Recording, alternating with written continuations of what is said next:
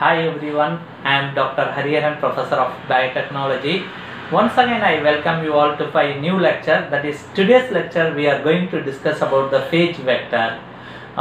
In this lecture what we are going to discuss is that first what is meant by a vector and what are the different types of vector and what are the key features of the vector. Second, we are going to discuss about the bacteriophage and virus, what it means, what are the life cycle of this virus. And the third, we are going to discuss about the lambda phage as a vector, especially the genomic characteristics of this lambda phage so that it can be developed as a vector. And the fourth one, we are going to discuss about the various modern types of lambda phage vector. So we will go one by one. So first we will start by what is a vector. So a simple definition, a vector is nothing but a carrier DNA molecule which carries the foreign DNA into the host cell. This is a simple definition. That means it is also a DNA molecule, so in which the foreign DNA can be inserted.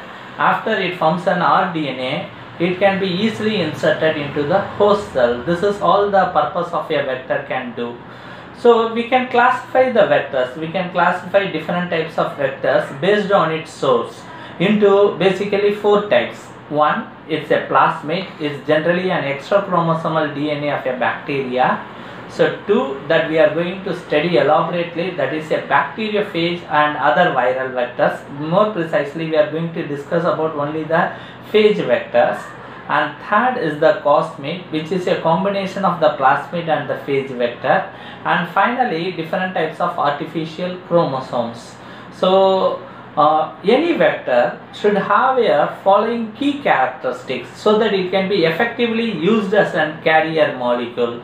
So what are the various key features if you see? Since nowadays all the vectors which is available in the market is an engineered one, so it essentially carries these three major key features. One, it's the vector should carry an origin of replication or a replication site so that it can reproduce itself. And second, it carries a restriction sites where the various restriction endonuclease can be used for cutting the DNA very precisely. So this is generally called as a multiple cloning site, since multiple cloning restriction enzymes can be used, or we can add it, engineer it with the help of a linker molecule called as a polylinker. So one is the replication site is needed, two, the restriction site is needed, and third is the marker, selectable marker region, because after we insert the foreign DNA we have to easily identify the rDNA clone from the wild types. So these are the three basic key features a vector should carry, that is an replication site, second is the restriction site, and third is a marker region. So we will discuss this elaborately into the phage vector. So before understanding the phage vector we have to understanding the basic of the what is meant by a virus and what is meant by a bacteriophage. So let's start with a basic understanding of a virus. Let's consider the simple definition. What virus we say is it is an obligated intracellular parasite that can reproduce only in a living cell, because virus is a simple acellular entity, so it generally needs a living cell for its reproduction. So for that we call it's a intracellular, because the virus enters into the cell, then it is a parasite like it works, that it will reproduce by taking the genetic machinery of the host cell and it's finally destroy the cell. So if you see the virus generally composed of only two parts, that is a nucleocapsid, that is a covering in which the nucleic acid will be present, and it is carrying a protein covering called as protein capsid. So these are the two things generally the virus will carry. One is the nucleic acid and second is the protein covering called as capsid. So then the question arises, what is meant by a bacteriophage? So the bacteriophage is nothing but a virus that infects a bacteria. So generally we know that the virus can infect many living cells. We generally consider about the humans gets infection with the virus. So not only humans, the virus can also infect a single cell organisms like a prokaryotes, that is a bacteria. So the virus that infects the bacteria we generally call as the bacteriophage. So while after understanding about this bacteriophage, generally there are studied in each bacteria which types of virus has been infected. The most studied is about the E. coli. So the Escherichia coli can infect more than 20 different types of virus, that is 20 different types of phage organisms.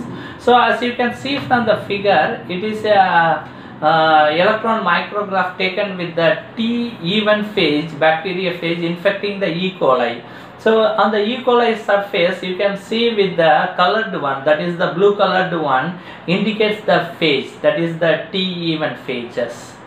So next we will start studying about how the bacteriophage generally infects a bacteria like E. coli. So let's study the life cycle of a bacteriophage. You can see the bacteriophages in this consideration, we either a lambda phage or a T phage. We will take an example. So generally contains a capsid and a neck and a tail, and the genetic material will be present inside the capsid. So what happens is that it will bind on the receptor of the bacteria. On the bacterial cell surface, there will be a specific receptors which will help in the binding of the tail of the bacteriophage. As you can see in the figure, so it's a simplistic diagram. That is the bacteria which is in which the DNA is present in the cytoplasm, which is denoted in yellow color, and the virus particle will bind on the surface receptors of the bacterial cell wall. Then after that, what it is doing is it will inject its DNA or RNA of the genetic material. In this diagram I have mentioned the DNA. So it will inject the DNA into the cytoplasm of the bacterial cell immediately. So at the time the host chromosome will be very intact. So after that, what happened is immediately the DNA of the virus started manufacturing the mRNA. So mRNA produces certain proteins which generally stops the working of the host genomic DNA and helps in the replication of the viral DNA. So initially it produces an yearly mRNA molecules which generally stops the DNA machinery and helps in the host defense mechanism. So immediately after that, what it will do is it will destroy the host DNA and started to producing a large quantities of the phage DNA molecules by the replication mechanism using the enzymes from the host DNA. So after that, the late RNA mechanism will started producing this late transcription. What it will do is it started manufacturing the various head and tail parts of the DNA which it needs for the packaging mechanism. So after that, the replicated large amount of DNA molecule will started inserting into the capsid, protein capsid, that is the molecule which protects the DNA of the virus. And after that, the head is started filling, the tail and the neck portion started attaching and started forming the virons.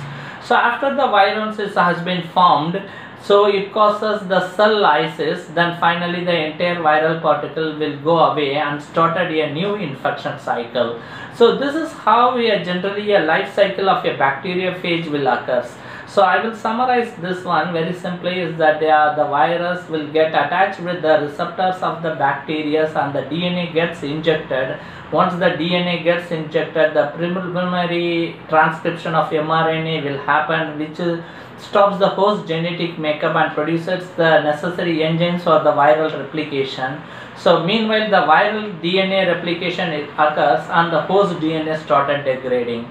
Once the enough quantity of viral DNA replication has been occurred, then the late RNA sequence transcription process occurs, which leads to the production of the head and tail, and the nucleic acid viral nucleic acid gets entrapped into the head, and the tail and neck portion are attached, and finally the cell gets lysis and the more number of viral particles get released. to complete this lytic cycle of the bacteriophage.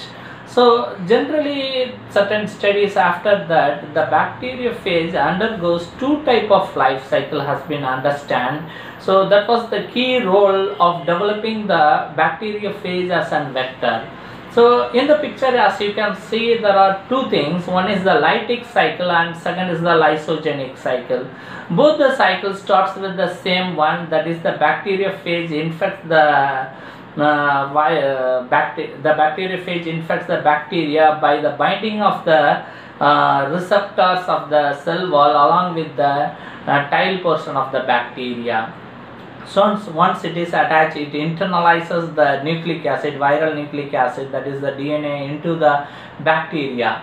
In the lytic cycle, what happens is this nucleic acid will remain separated from the host DNA, whereas in the lysogenic cycle, the DNA gets integrated with the host DNA. This is the two possible mechanisms that the viral DNA gets will be present inside a bacteria, either separately in a circular form and either gets integrated into a host genome.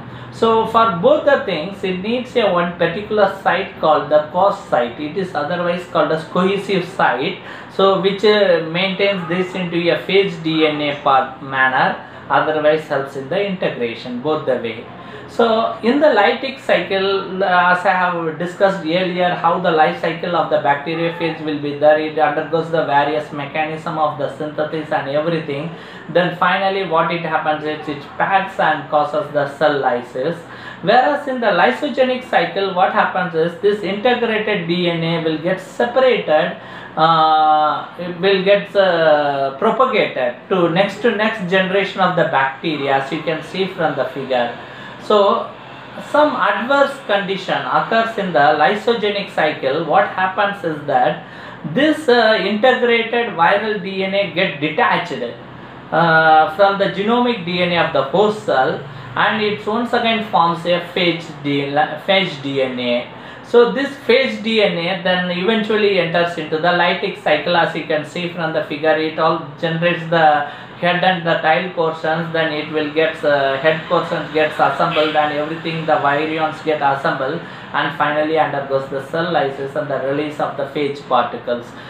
This is basically the two basic mechanism how the bacteriophage will infect and will exist inside a bacterial cell, whether it follows a lytic cycle or lysogenic cycle. But the most precisely what we have to understand is that the large number of the viral particle will be produced only in the lytic cycle. Even though it lysogenic cycle, it goes for various division. Once it comes again to the phage DNA, then only it becomes a produces in large quantities, then eventually end up in a lytic cycle. So this is the basic understanding about a virus and a bacteriophage very precisely and its life cycle. So these basic things is very important to understanding the genomic nature of the bacteriophage. So once we understand the genomic nature of the bacteriophage, then only we can understand in depth about the how it can be used perfectly as a vector.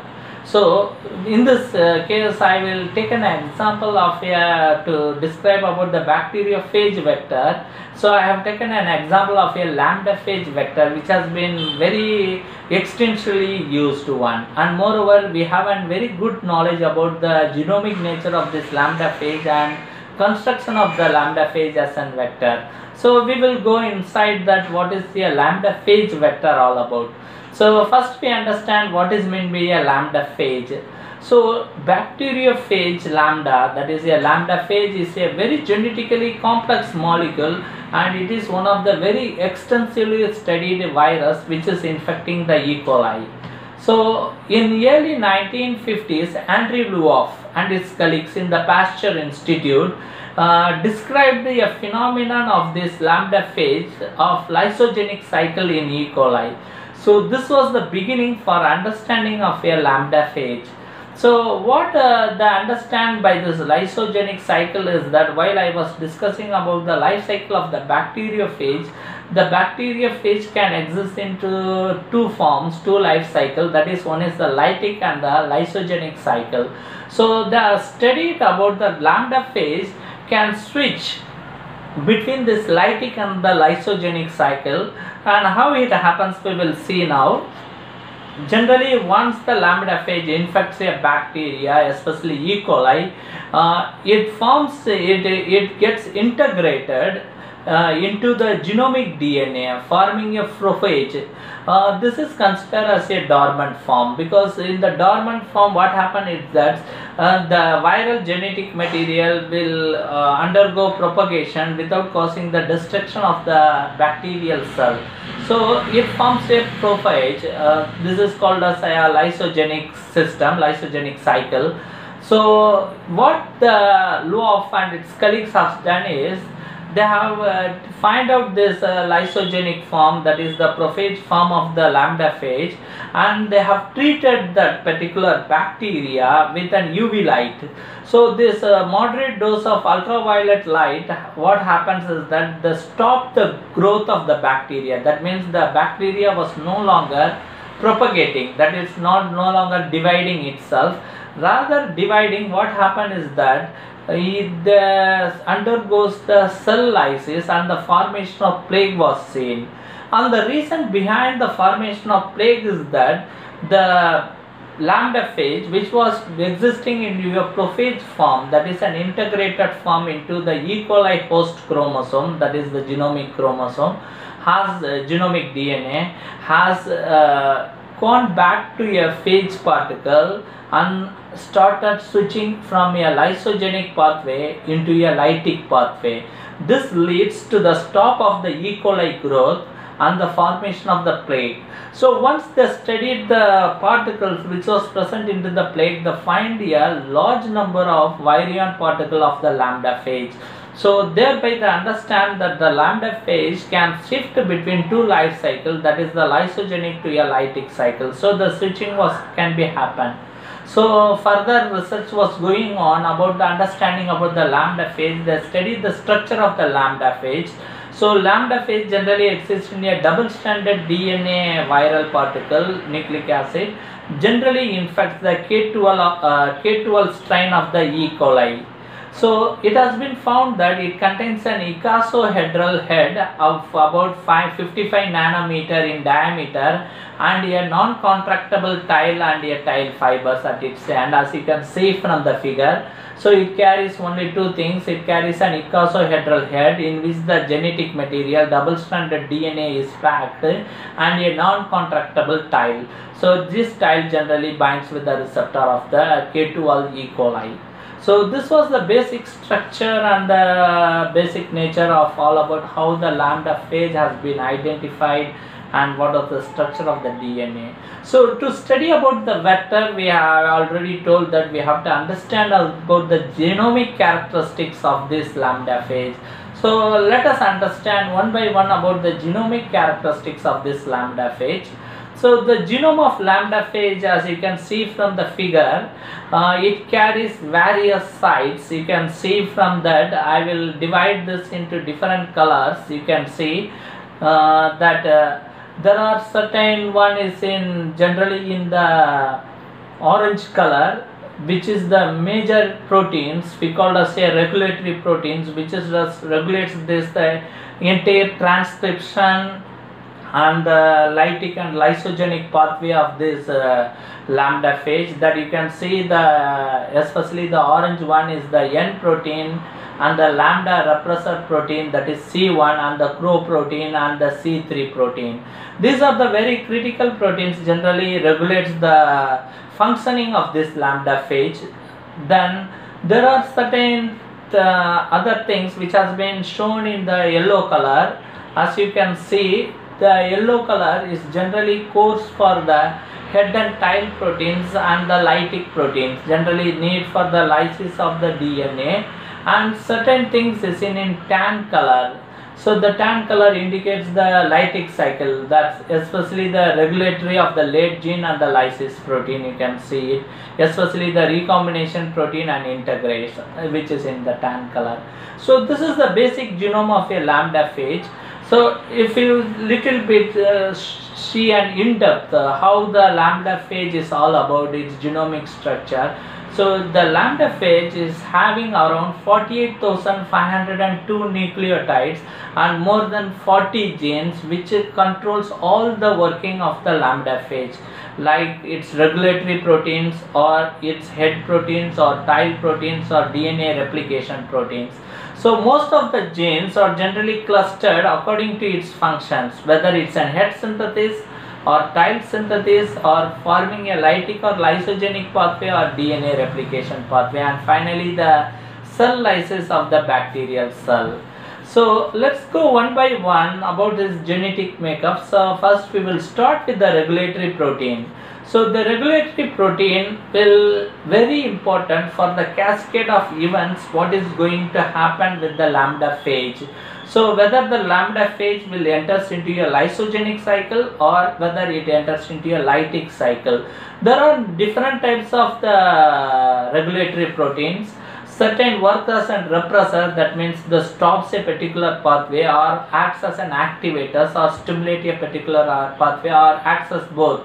That means sometimes it becomes an repressor or an activator. So the major gene that what we can see is the two regulatory protein of prime importance in this one. So one is the lambda repressor, that is coded by the C1 gene. It promotes the lysogenic pathway, and second is the CRO protein, which is coded by the CRO gene. As you can see from the figure that I indicate, the first one, the lambda repressor gene, that is the C1 gene. So it the production, that is the stimulation of this the lambda repressor gene will help to enter the bacteria into the lysogenic pathway, that is formation of the prophage, and so that the bacteria, so that the lambda phage can enter into the lysogenic pathway, doesn't produce the head or tail protein which is necessary for the lytic pathway. Whereas the second one, the CRO protein, which helps to enter the bacteria into the lytic pathway. So always there will be a balance of this lambda and the CRO protein, which itself helps to make the necessary mechanism, so which pathway it has to go. If the CRO protein stimulation is there, then it will enter into the lytic pathway. So when we go further, that the lysogenic pathway, there are certain genes are very important, especially the integration gene. That is, consider that there is a gene called INT gene present in the left hand side of the C1 protein, C1 gene, which is function as a lambda repressor gene. As you can see from the fin, it carries an integrase protein. This integrase proteins helps in the integration of this one into the host genome. So where the host genome can get attached, it's determined by the attachment site, that is the attached gene present in the genomic DNA. So this I have illustrated with this diagram. As you can see that the integrase is generally located next to the attachment site, helps in the integration of this lambda phage DNA into the host chromosomic DNA of the E. coli. Similarly, the ACT is the region which helps in the attachment of this lambda phage. So the insertion, that is the formation of the lysogenic pathway, is only with these two things, that is the integration, the attached sites will help into this one. But we are more concerned with the lytic pathway. So if I need a DNA in large quantity, that is the viral DNA in large quantity, the most preferable pathway is the lytic pathway, not the lysogenic pathway. So let us consider how this switching can happen from a lysogenic to the lytic pathway, or how the stimulation of the lytic pathway can occur. So let us consider. So initially, once the viral DNA molecule gets inside into the E. coli, so there will be three phases of transcription will happen. The initial is the initial RNA transcription will be there, which leads to the production of the lambda repressor and the CRO protein. So the stimulation can happen only the lambda repressor is blocked by the CRO protein. So the CRO gene should produce the CRO protein, and the CRO protein blocks the pathway of the lambda repressor. So during this time, what happened is that there is another regulatory protein called as Q protein will be stimulated by the Q gene that I will show in the picture. So it will get accumulated. So what was the objective of this Q gene is the Q protein generally promotes the transcription promoter at the PR region. So the PR region is generally needed for the stimulation of the production or the late transcription of the head and tail portion of the DNA. That the transcription can occur in two ways. One is the right way transcription and another is the left way transcription. So the PR is the right transcription, in which it started transcribing the head and tail portion necessary for the viral particle to pack. So in presence of the Q protein, there are certain gene encoding, as you can see from the figure, that it is needed from A to J. The gene which is responsible can started getting producing. These are the various structural proteins needed for the viral assembly, and finally along with the PR there is two proteins called as the S and the R protein, which is necessary for the cell lysis. So from the picture you can see the Q protein, which is generally a regulator protein of the late transcription, is present adjacent to the lysis protein, and the head protein generally helps in the right way transcription, generally started from the PR region. So then the second one, you can see that the lysine protein is present, which is causes the stopping of the process. So now we will go little bit inside view. While I was talking about the left and the right transcription, let's understand how are the various transcription process occurs with the lambda genome. Once the lambda genome gets circularized in the cytoplasm, that is once it leaves the lysogenic pathway or otherwise it has been internalized itself, it forms a circular one by the host cytoplasm, then the transcription started occurring. So the transcription is started by the host RNA polymerase. That means it gets the RNA polymerase from the host E. coli and started promoting the two gene, that is the P gene at the R position, that is PR gene, that it initiates the right transcription, and the PL gene which initiates the left transcription.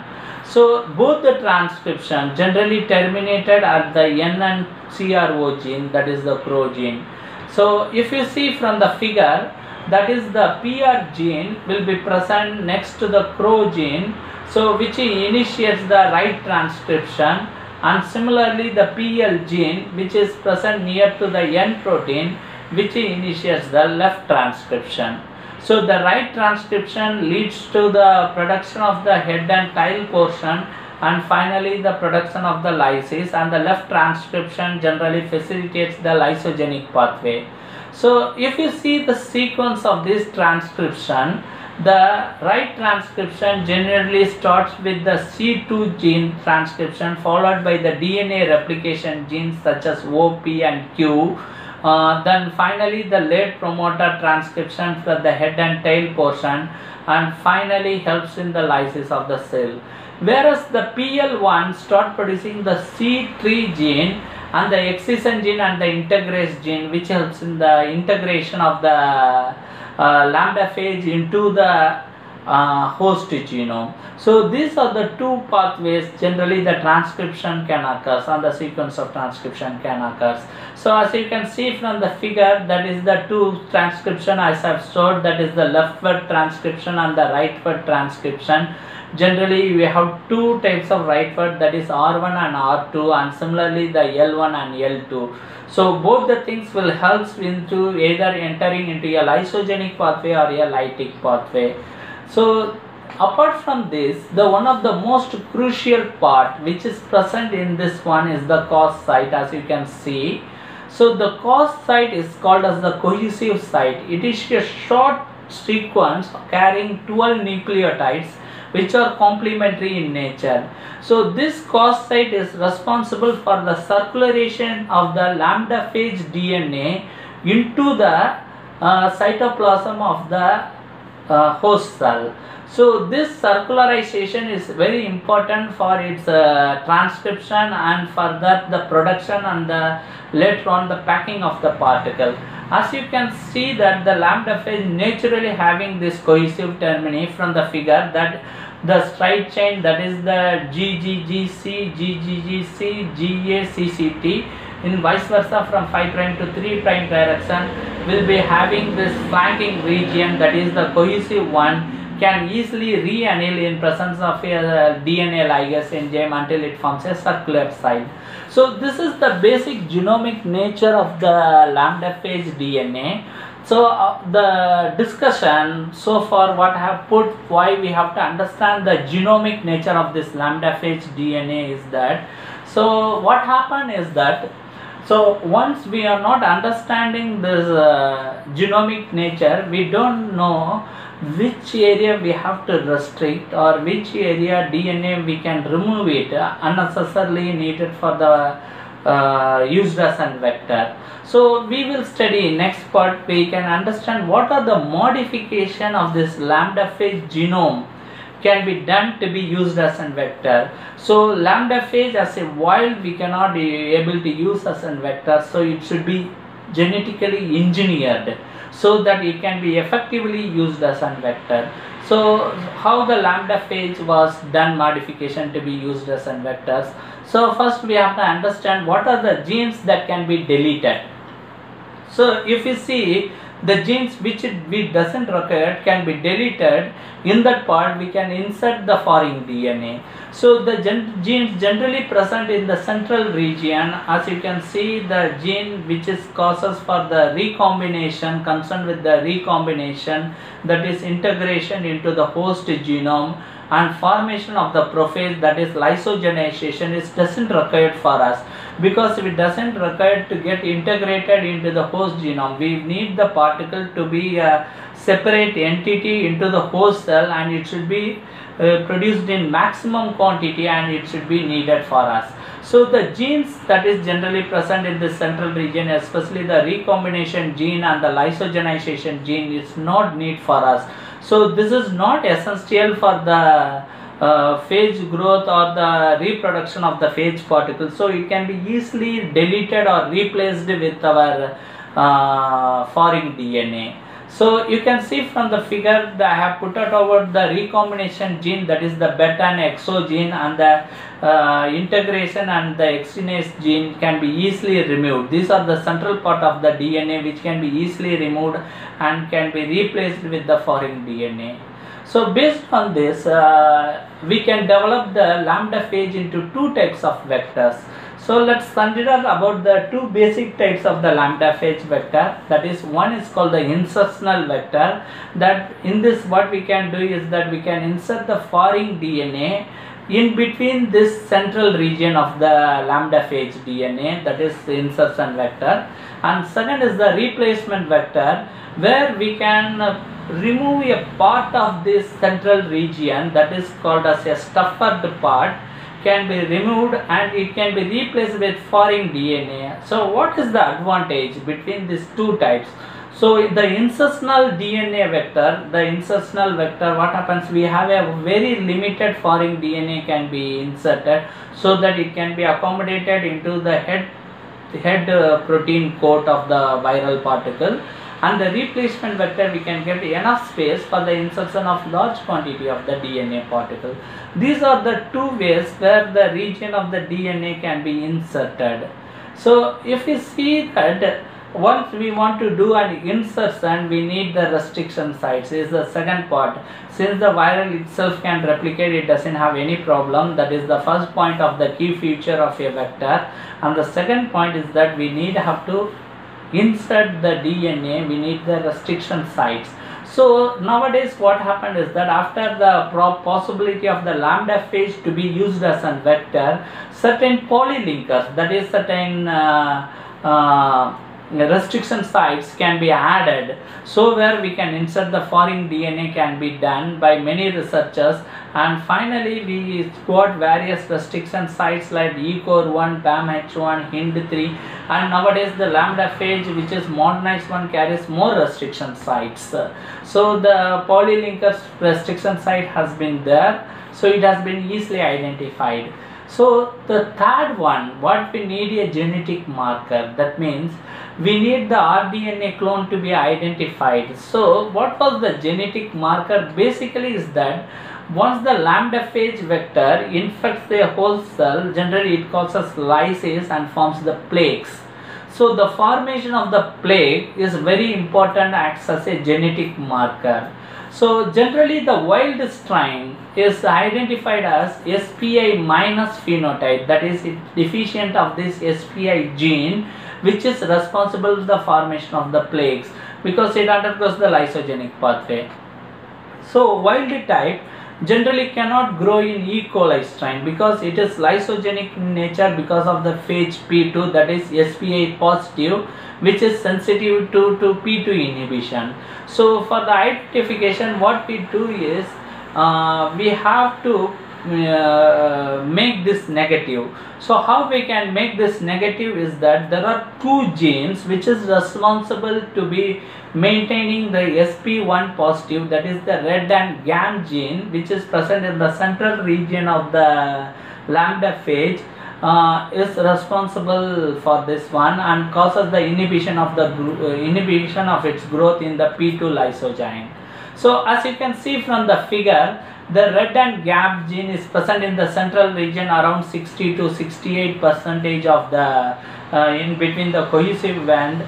So generally helps in the formation of the lysogenic and the pathways. So as you can see that how we can easily identify clones. So we need a SPI minus gene. How we can make it? So what we are doing is we have making the vector as a arrangement in such a manner that the stuffer region is created near to this replacement region. So the foreign DNA once inserted between this GAM site, so what happens is that it becomes the SPI negative. So it can be very easily phenotypically identified. So it can be easily positively selected by plating in a P2 lysozyme. So what is in presence of the P2 lysozyme? So what happens is that the E. coli infected cell carrying the foreign DNA, especially blocked this GAM site, causes the formation of the plaque. Otherwise it undergoes the lysogeny and it doesn't form the plaque. So the identification is very possible. So I will once again tell that how the identification of the clone is done is that the gene which is responsible to keep this in the SPI negative is the lack of the GAM gene. So if the GAM gene becomes inactive, it becomes SPI negative. The thing which is SPI negative can undergo a lytic cycle and forms the plaque.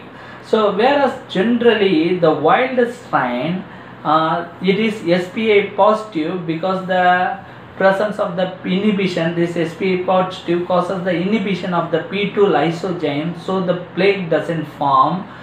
Even though the plaque forms, it will be very minimal in nature. So generally if I insert a foreign DNA into this area, into this stuffer region, what happens is that the GAM gene gets deactivated. Once the GAM gene gets deactivated, it is easily identified the cloned one by the formation of the plaque in the growth into a media carrying the P2 lysozyme. So this is how it has been identified. So there are various modern lambda phage vectors currently developed. The most recent generations, as you can see, it is based on the EMBL3 and EMBL4, which has a capacity to insert the foreign DNA up to a size of 9 to 23 kilobase pair, whereas the previous one we have able to insert up to 15 kilobase pair only. So as you can see, moreover, it carries various polylinkers, and the polylinkers has been integrated with one of the called the CHI positive gene, which facilitates in the library construction, genomic library construction, because this Chi positive gene moreover will provide a benefit, especially identifying the clones. So as you can see, the 2-1, that is the EMBL3 and EMBL4 vector into the fact it has a various polylinkers, especially for ECOR1, BAMH1 and SAL1. So these are the major sites, generally helps in the construction of the genomic library for the insertion of the foreign DNA. So finally I will conclude this one by discussing about certain salient features of these phage vectors. So one of the major one is the phage vector is an engineered vector, and it is genetically modified and carries the useful recognition site for the insertion of this foreign DNA. So the restriction sites what we have created will be very useful for the insertion of the foreign DNA one. So once the DNA is inserted, it is easily packed by the viral head particle and it can easily infect a host. We doesn't need any mechanism. Similarly, what we need in a plasmid, the method of infecting into the host. So it will infect the virus. By nature it causes infection to a cell, so it will easily infect the host, and after that it will undergoes a lytic pathway and produces a large number of this clone DNA particle, and it can be easily identified by the formation of plaque caused by the cell lysis. So this is integrated in a simple diagrammatic representation. I can see that we have taken a phage particle restricted with DNA, inserted with a foreign DNA with a DNA ligase. This foreign DNA has been packed in vitro into the bacteriophage and infected into the host cell to produce a large quantity. So I will be very thankful for patiently listening this elaborated lecture of this DNA, which has given an in-depth idea about the bacteriophage vector. So thank you very much. Thank you.